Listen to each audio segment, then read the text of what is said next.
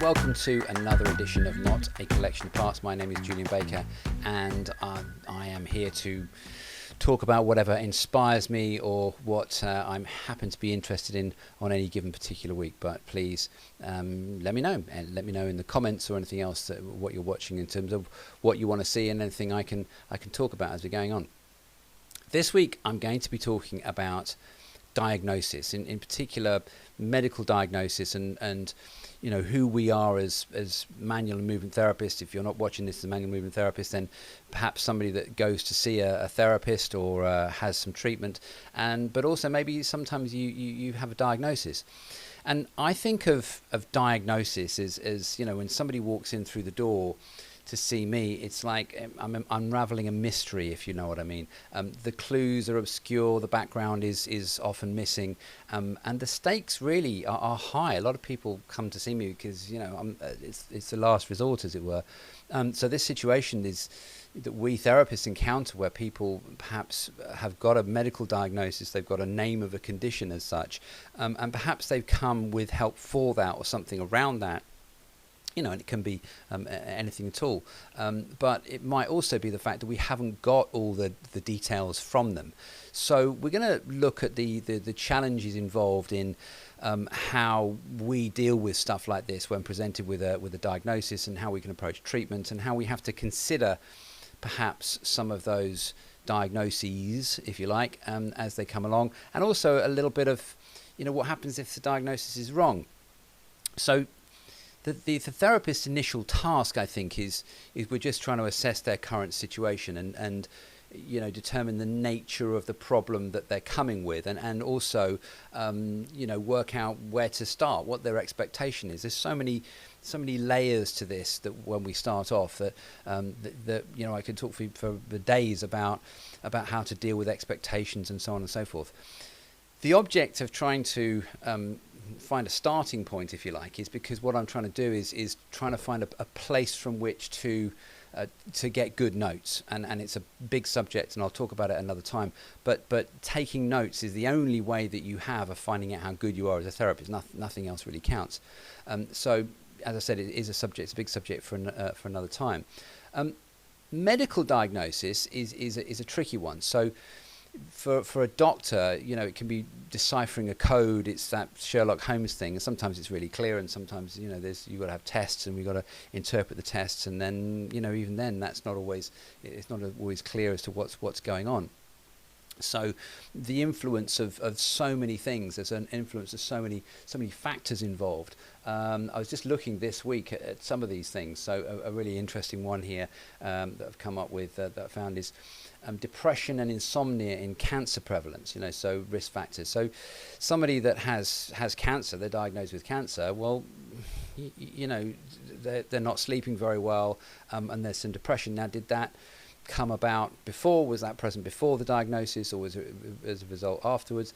And then why? You know, what's the issue? Is it about communication? Is it about family? Is it about, you know, what else is going on? So, you know, we may not be able to do anything as far as the cancer is concerned. I'm not interested in treating people with cancer, and actually in the UK it is actually illegal to try or say that you're treating cancer.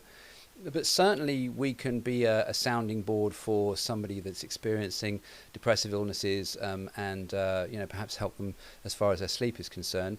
It's not a substitute for any other qualified care in relation to depression, but it's just one of those things that, you know, it's showing you that there are going to be other factors involved, particularly in chronic illnesses.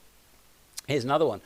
Somebody's coming along and they've got osteoarthritis. Now, again, osteoarthritis, as far as a joint in a knee joint, for example, we could be seeing them years later, but the result here is a bit of a study in relation to the incidence of osteoarthritis in knee pain. What else have we got here? We got, what was this one? Oh yeah, this is an interesting one in terms of how things might change something for somebody, depending on where they were, and climate change.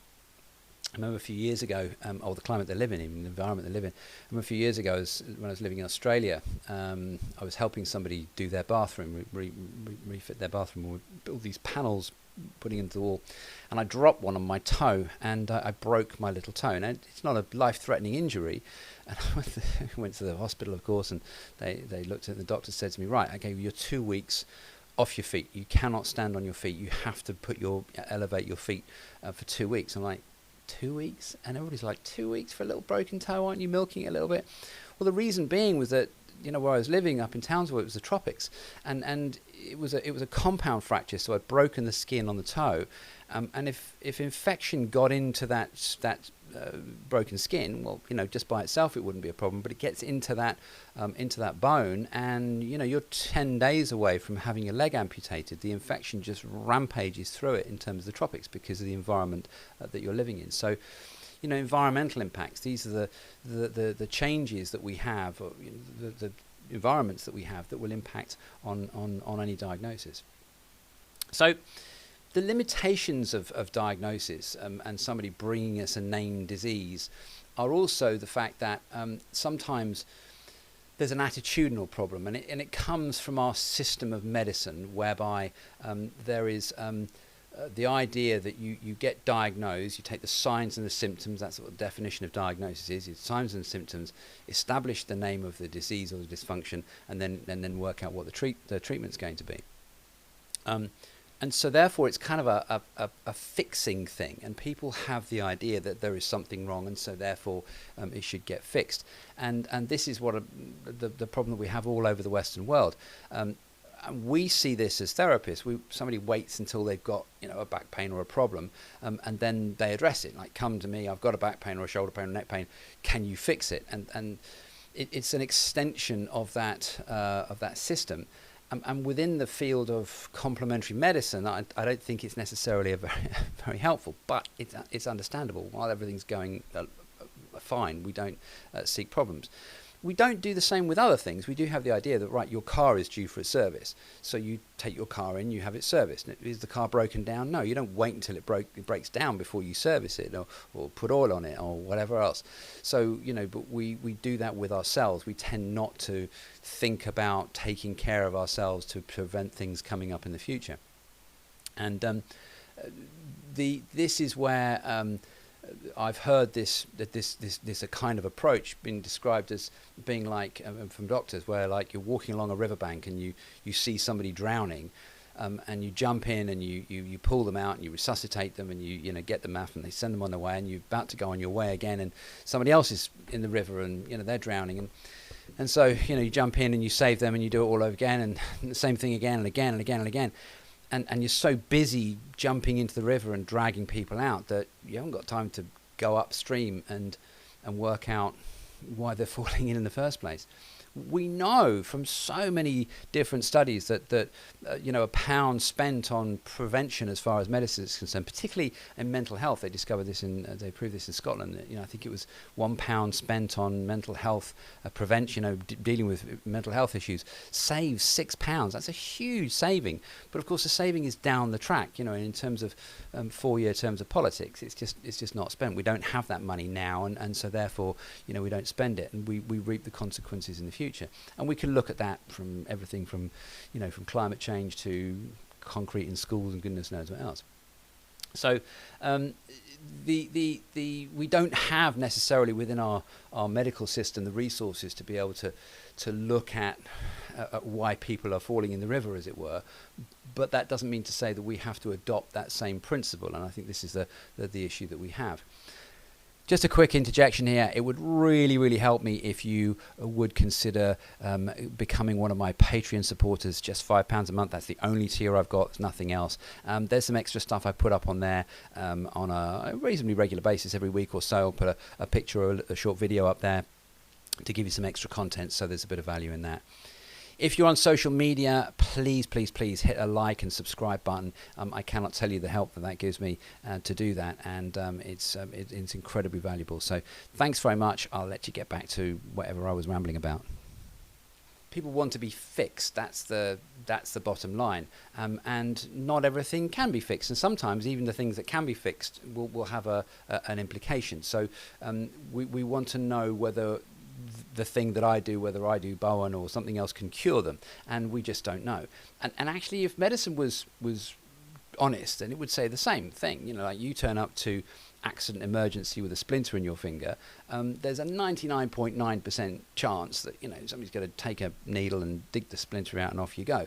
But there's always that one bit of chance that the splinter will have set off an allergic reaction, or the pulling it out will have send something off, and, you know, 3 days later in intensive care or dead. And you've only got to watch any TV hospital drama. House is my favourite, and you know, and this is what happens. Something really obscure is going on in the body. So as I said, the diagnosis is the using the signs and symptoms, finding the name of the disease, and then treating it along recognisable lines. And then, but the trouble is that at any given point in time, we're all suffering from something or other. You know, there's always something that we've got, whether it be the final stages or advanced stages of cancer, a history of niggling back pain, or, you know, poor self-esteem, or what have you. There are any number of things that are going to impact on our ability to recover from the splinter in our finger.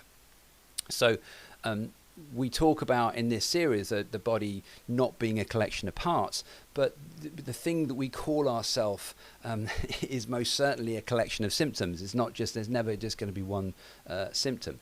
And I use the example quite often that the body isn't a car. You know, if my car doesn't start, if I go out there tomorrow and tomorrow morning and I turn my key and my car doesn't start, there's a single reason, there's a single engineering mechanical reason that it doesn't start. It can be identified, it can be replicated and fixed. And if the process, in the process the car catches fire, then it's because, you know, the mechanic's at fault, not because the car didn't tell the mechanic what was wrong with them. And the human body isn't a car, and any number of factors will affect a person on any given day, with or without a diagnosis. You know, so for example, you know, some of the reasons that the car didn't start is not because, you know, it woke up feeling dissatisfied, or it doesn't like me because I slammed the door too hard, or, you know, or it just can't be bothered, or it doesn't like its direction in life. Come on, car, put yourself together. It also doesn't start because, you know, of those other factors involved. You know, so for example, if the windscreen wipers are broken, or the rubber's burnt down, worn down, or there's a headlight out, or the, you know, the tire is flat, these aren't reasons why the car won't start. You know, those other factors aren't impacting on the mechanical issue as far as the car is concerned. So, you know, that's really what we've got to think about. So as we've looked at some of these ideas and these papers around what else might be going on, and what else do we have here? That's another one here that we had there, that was previous fracture surgery, and let's give it that. Previous fracture surgery is a major risk as far as infection is concerned, and infection is a big one. You know, we just don't know what somebody's outcome of their surgery is going to be. Post-surgery, you know, you can give 25 people exactly the same surgery for exactly the same problem, they'll all have different outcomes. So then, what if the diagnosis is incorrect? And so, how much of a diagnosis, you know, what's the percentage rate that we have of diagnosis that is incorrect? And so I had a little look for that, and again, what we found. Let's go to this one. Where were we? So. There was that one. Come back to that. That's right. So diagnosis errors, and there's quite a lot on this. Actually, there's quite a lot of studies around how, you know, diagnosis is wrong, and looking at, you know, what the impacts of it were. And then there was this paper here, the frequency of diagnostic errors in outpatient care. And this was a big study. This was 3 large observational studies in America. And the what they found was that there was it's a good one here. Here it is.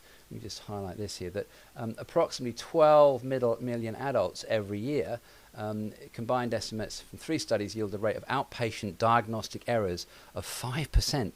That's quite a lot of studies. There's 12 million people that are misdiagnosed, or the diagnostic errors, and about half of these errors, it says here, half of these errors could potentially be harmful. So the estimates suggest that diagnostic errors affect at least 1 in 20 US adults. And this is the reason for this isn't necessarily because the doctors are wrong or because they're stupid or anything else. Is that there are so many factors that are involved as far as a diagnosis, and it's not always straightforward. It has to be something that is multifactorial, as it were, as far as getting it right. And it's easy to miss. It's easy to miss. It's not, not everybody's house. Not everybody has the access to the things that everybody else does. So, as a therapist is concerned, what I'm looking at is what else is somebody presenting to me over and above their diagnosed condition, and how much of that diagnosed condition is the thing that they're bringing me. And I don't. Let me try and explain this. If somebody has happened recently, I've had quite a few of these that are good examples. Somebody's come to me recently, they're in their mid-50s, they've been diagnosed with multiple sclerosis. Now, this is a terminal, progressive, and there's lots of different types of MS, and we're not going to go into it, but a terminal progressive disease. Now, I can't cure or fix the MS. But alongside of that, here's somebody that has also had some major surgery as far as their shoulder is concerned. That was prior to the diagnosis. They've got some back pain and pelvic pain after a fall, and they had some limping for that. They've got some swelling through their legs and some circulatory stuff going on. There's a few things that are happening and a few quality of life issues going on. Now, what I don't know, and what nobody knows, is how much of the MS diagnosis is contributing to that, or the pain in the back, or the poor mobility. And the answer is I just don't know. But the focus from all the clinical side of things is that she has MS, and therefore there's going to be the treatments and the medication that goes around that. My issue here is that I don't know. How was the back pain treated? What was the recovery rate post-surgery? And I just have no idea.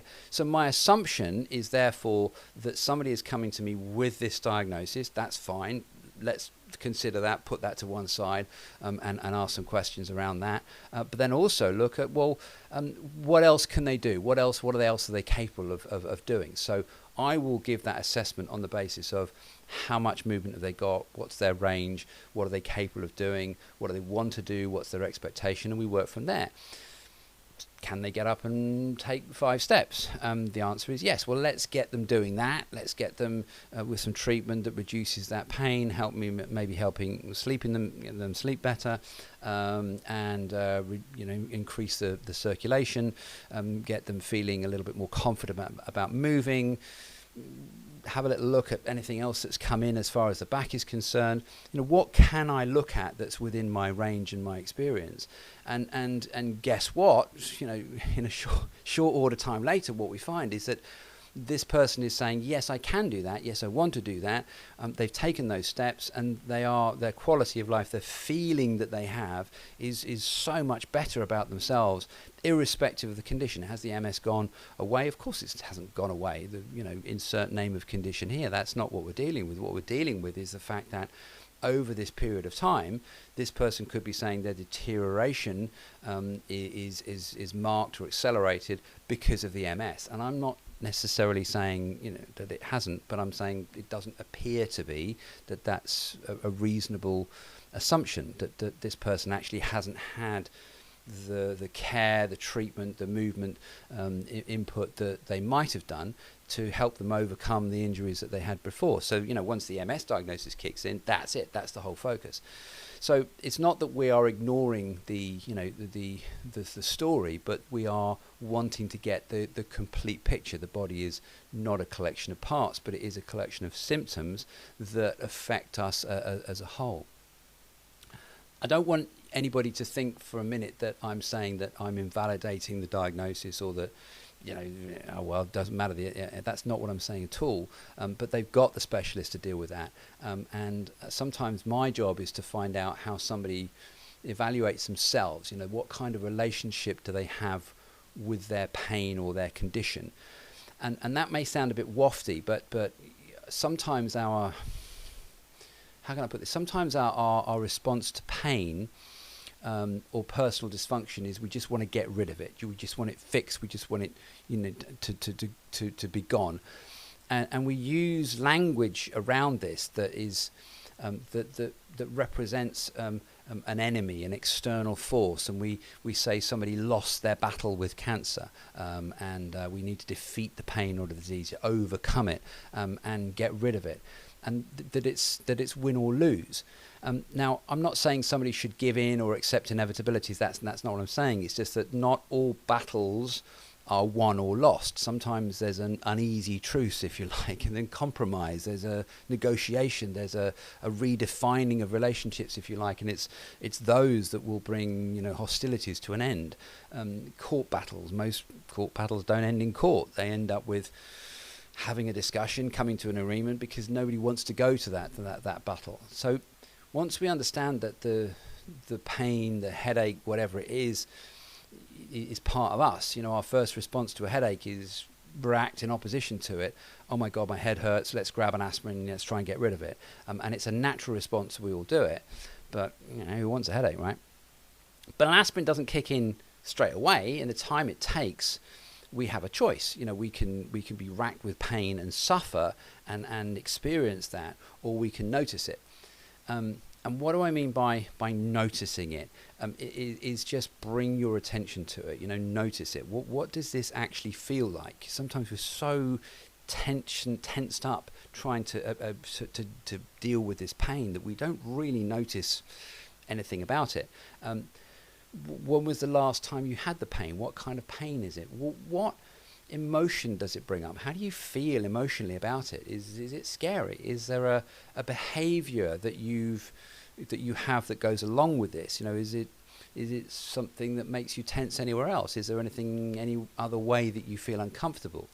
So once we understand that pain is an output from the brain, we say that pain is all in the head. That doesn't mean to say it's imaginary. What we're saying is that it's being generated by nervous impulses going to and from the brain, and any drug that we take is interfering with those impulses that go up and down the spine. So our thoughts and feelings also follow those same pathways. Perhaps the feeling of being ill and needing to rest is equated for you with a sense of being weak or failing somehow. And where did you learn this? What's the voice in your head that tells you this? It's a learned behavior, sure as God made little apples. And I say it repeatedly to people that resting is not failure. And recovery and training are the same thing. You cannot train without recovery, and you can't train effectively and get better if you're not in a recovery system.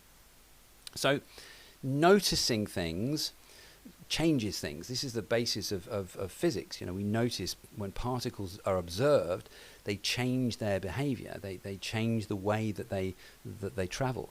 And look for 5 things on your walk to school or journey or whatever you do tomorrow, and even the view out of your window that you've never noticed before. I promise you that they're there, and it will change the way that you look at things. So what if our pain or disease isn't necessarily something we can do anything about, which is standard? What if whatever treatment there isn't going to take it away, or that there's always going to be painful there? Does that mean that our battle is slated to only end in defeat? And well, no, because we can change our relationship with ourselves. The disease, the dysfunction is part of us. It's not something that's external. It's not, an enemy at the gates that's chucking, cannonballs at us. It's part of us, and we can have that relationship, and we can create a change in our own dialogue and our own focus as far as that's concerned. And from a pain perspective, and not necessarily changing the pain, but the feeling that we're on a losing side. I remember years ago, just after Christmas, a couple of years ago, I had a really bad burn on my hand. I'll find a picture for it, but I had this massive big burn that covered my hand, and it was painful. It was really painful, and I just practiced this because I'm always interested. I'm always very interested when I have pain or something's gone wrong. I'm like, okay, what's happening? What's happening in as far as my body is concerned, and it was just really interesting to notice the pain where it was and what was going on, and by focusing on it, it just seemed to change it somehow. It was quite remarkable. I went to ended up having to go to the hospital because it was quite a big old injury, and they said, "Isn't it horribly painful?" I'm like, "Yeah, it is, but it's not something that I feel the need to have pain relief from. I just don't want it to get infected, and I want it dressed properly." And so it just it didn't overwhelm me, and maybe something else would. Anything in my teeth, don't like that. So this is what we are, I think, there to do as manual therapists, complementary therapists, that, even when we're faced with an unknown history, when we're not really sure what's going on, we can start to ask questions about somebody and what their behavior is, and, how do they feel about it. It's not, it's not our problem. It's not our issue, as it were. It's not our condition. And so, health and quality of life are very different. The World Health Organization defines health as not merely, it says, where are we? It's not merely the absence of disease or infirmity, but a state of complete physical, mental, and social well-being. So how many of us can put our hands up and say that we have a state of complete mental and social well-being with an absence of disease or infirmity? I'm going to say that not many of us, probably for periods of time maybe, but not many of us all the time for any length of time. There's always something that's going to come up. Quality of life is a little more complex, and it's defined as an individual's perception of their position in life in the context of the culture and value systems in which they live, and in relation to their goals, expectations, standards, and concerns. So it's the feeling of overall life satisfaction as determined by the mentally alert individual whose life is being evaluated. That's hard. That's a overall life satisfaction. How would you grade it? And I think that's going to be very hard for a lot of people to get their head around, if you like.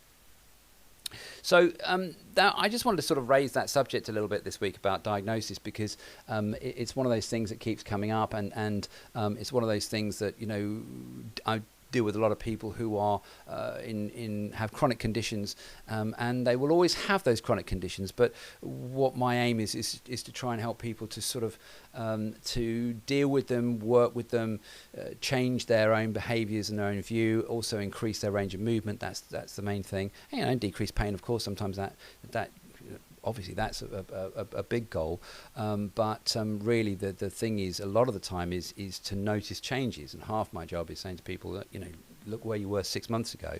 The change is quite significant. People, feel that they slip back. So it's almost like an encouragement, a personal trainer.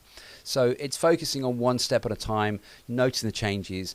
Get good at finding information that you can compare with them, and step back from that medical model of diagnosis and cure. Anytime you've got somebody that's saying this is a protocol within your treatment to fix this condition, they've kind of missed the point, and you're dealing with people, you're not dealing with a problem. I get therapists that go, I've got this client with this, what should I do? And it's like, I don't know, because I haven't met the client. I don't know what the problem is. They've got that condition, but that condition doesn't define them. It's the individual and their own definition of themselves that I'm after. So I hope that's not too wafty, if you like, and it's just occurred to me this week, and I thought I might share it with you and see what you think. So please, do you agree, disagree? Put your comments down below, and have you got a diagnosis perhaps? How did you come about that? Maybe an incorrect diagnosis. There's plenty of them around, so let's have a little chat about that. And thanks very much for dropping by. It's always great to have people along, and I will see you next time on Not a Collection of Parts. Bye for now.